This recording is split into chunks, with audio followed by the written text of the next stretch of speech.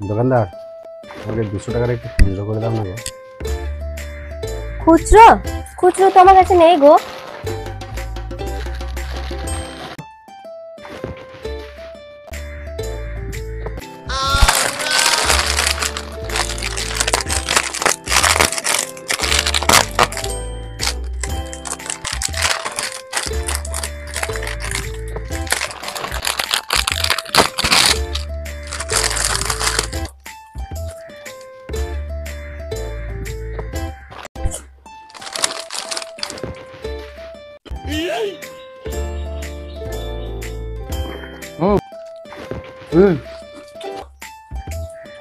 চিপসের 5 টাকা কেটে নিয়ে আমাকে 195 টাকা ফেরত দাও।